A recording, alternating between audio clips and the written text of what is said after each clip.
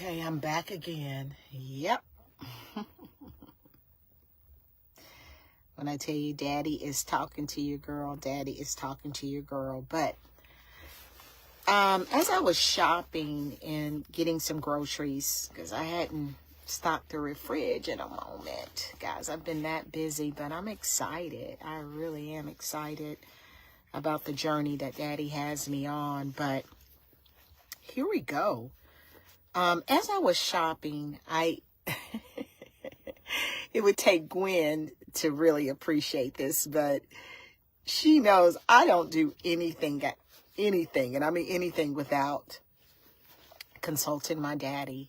And as I'm shopping, I'm asking him, should I buy this? Should I buy this? Let me look at this label. Let me do this. And I'm always pausing, which allows for a lot of dialogue between the two of us. And that's just my relationship with daddy. But I wanted to get on and share a story.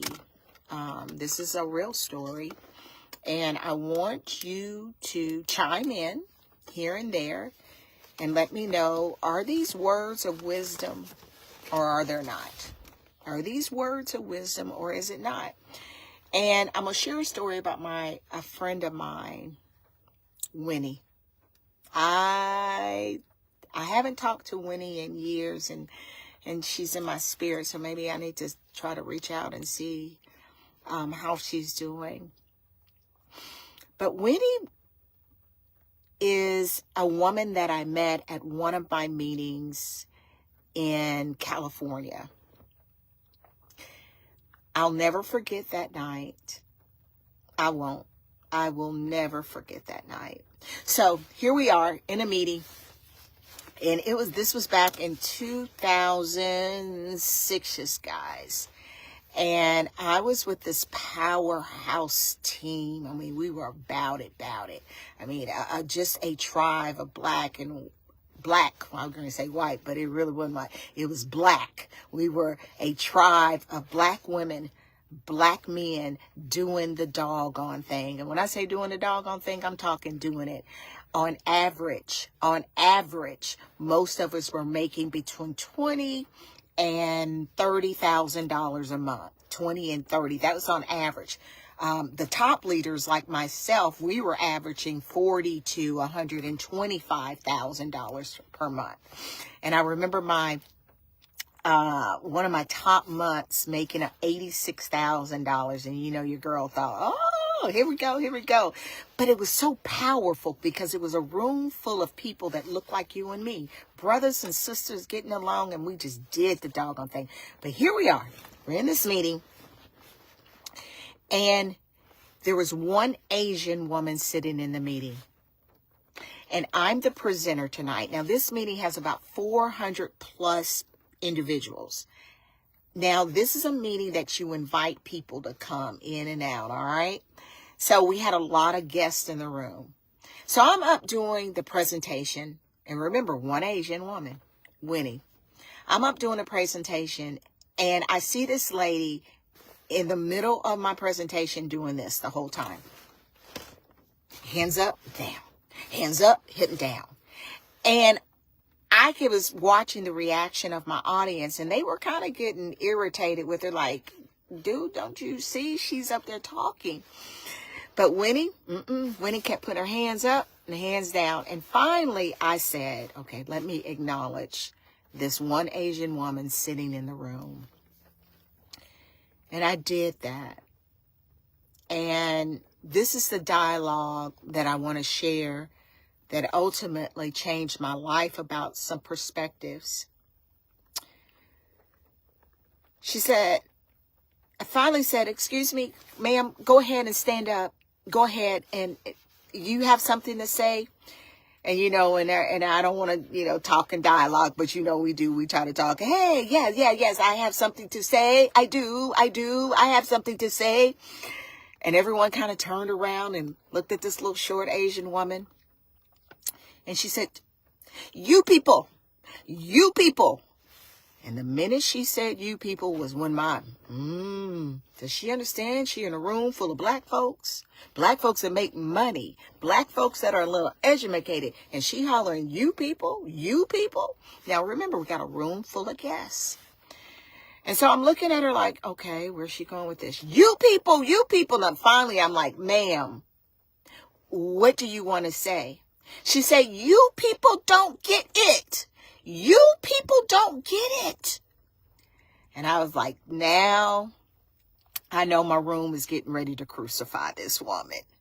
How's she going to stand up and say, you people don't get it? And she the only Asian woman in there. How's she going to stand up and say that in a crowd full of black folks? But then she said, you people don't get it. What the lady is saying up front is correct. Yes, what she's saying is right. And it makes sense. And what Asian people understand is that when it makes sense, it makes dollars. Let me say that again. When it makes sense, it makes dollars. And at that moment, the whole audience went.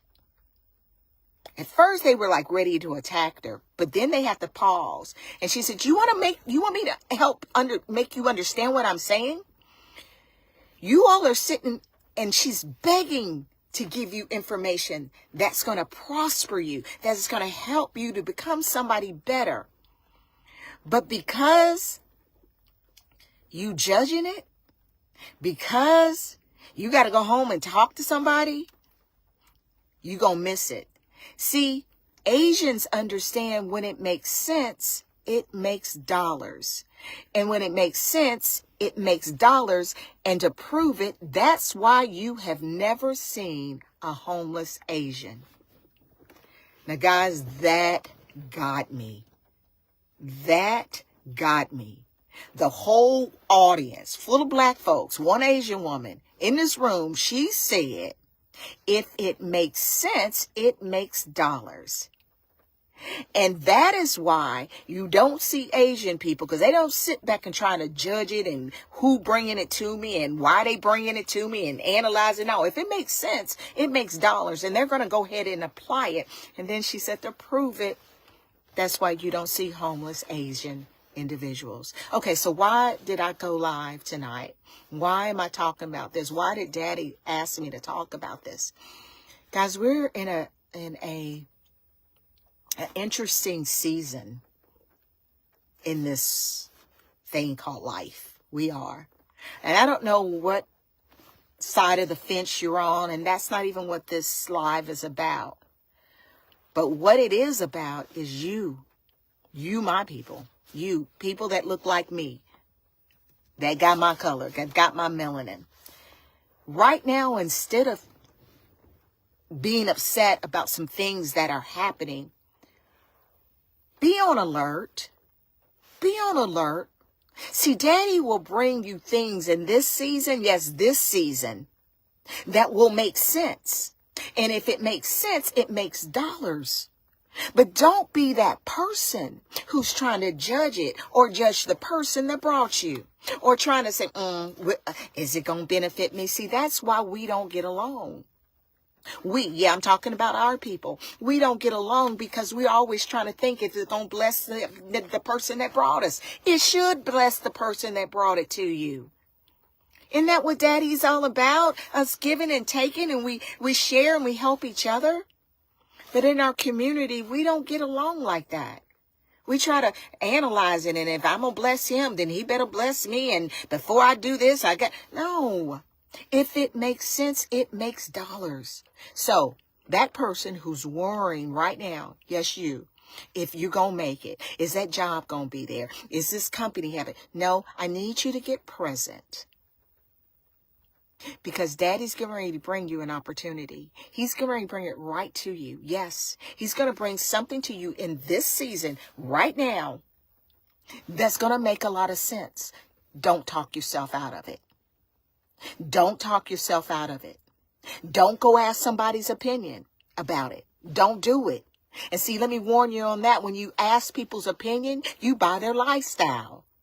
Some of y'all keep going and asking broke people opinion. And guess what? You getting broke advice. Stop. Stop. Be open. When they bring you this opportunity, say, you know what? That kind of makes sense. And because it makes sense, you know what? I'm going to roll with you. Help me understand it. Help me do better. Because right now, where I am, ain't where I want to be. So, is that words of wisdom or not? Did Winnie give us some words of wisdom or not? Yes or no? Thumbs up, thumbs down? Let me know. Put it in the chat. Because sometimes we get so stuck on who's being the messenger and we miss the message.